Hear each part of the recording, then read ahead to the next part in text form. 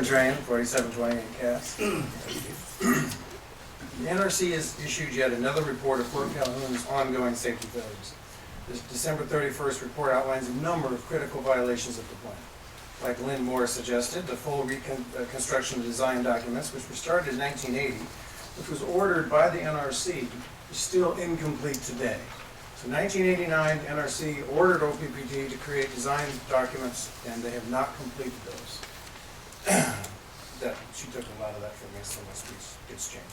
Among the other violations, they failed to keep a usable weighted tape measure. While a tape measure sounds trivial, it is what they use to determine the flood and river levels, to determine what to report to the NRC, and when critical reactor systems may be at flood risk. Their tape measure wasn't long enough to record expected low flood levels at the plant. So we have more drought years than we do have flood years, and their tape measure could not reach to the water. So they wouldn't actually know when to turn on the pumps to keep the cooling process going. There was also a very preventable radiation exposure incident. Workers were overly exposed using a filtration system at the plant. Poor communication of the work plan caused the workers to do work outside of the exposure levels they were approved for. Apparently, the culture of management at Fort Calhoun is still lacking. So when the management reports to you, safety, safety, safety, it just doesn't show up. There was also a major flood protection planning issue. This hits not just on safety, but again, planning and management failures. This one, they even have a head start. They still couldn't get it right. They were already under heightened scrutiny and were in recovery mode from a flood, yet 15 critical parts of their flood protection plan slipped the minds of the workers, slipped the minds of the management, apparently slipped the minds of Exelon, who was contracted to help Fort Calhoun get their act together. We do know what all 15 of the failures are. One is the sluice gates. This is a screening system that prevents debris from being pulled into the water intake system. It is the first line of defense in a flood, and is very likely placed to experience a problem even in a minor flood. Having the water intakes be blocked and damaged would cause the plant to potentially lose cooling access and access to the ultimate heat sink. Nobody at Fort Calhoun remembered to add these to the critical flood protection checks to the formal process being done at plants across the U.S. as mandated by the NRC. The problems at Fort Calhoun have been obviously going on for decades, but the NRC just keeps finding more as they put a close eye on what's going on at the plant.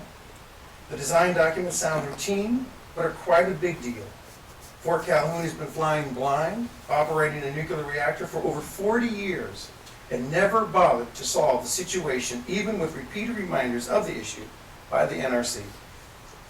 Now, my question for the board is, when did the board know that the design documents were not finished? Not even complete.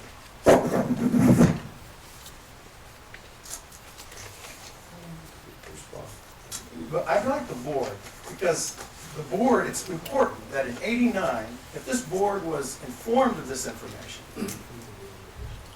then in 2001, they recommended. Came down to Louisville and personally briefed me about that. That's you and I.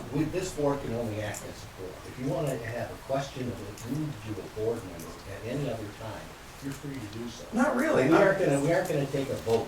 Well, no, it's not that. I'm just trying to find out. In 2001, you decided a 20-year upgrade. Can't be legally performed anyway.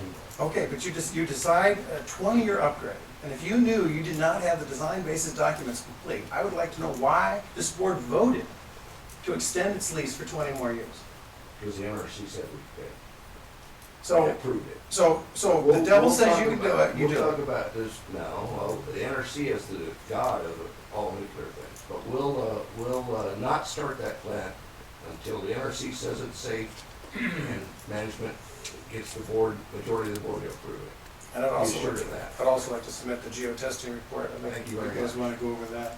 That shows sinkholes in the plant, shows lots of problems. That scares the heck out of me. That's the scariest report I've ever read. But anyway, thank you for listening. Sure.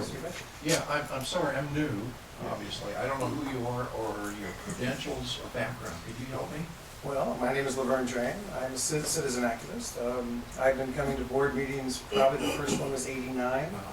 I have been trying to get OPPD to become a renewable energy, light rate renewables, energy efficient, smart grid company. And the And that's information. been my goal the whole time, and it's kind of my hobby to come in here and try to Okay. participate in public meetings.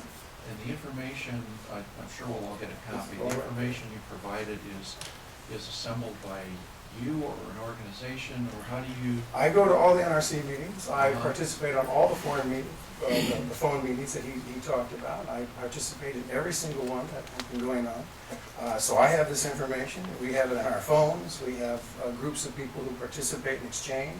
Okay, Lynn is a wonderful lawyer, so she adds that aspect. And I'm just basically a citizen activist. I okay, really have no credentials, except this is a democracy, and this is where I inform the people who are in power. I'm just curious about, That's my credential.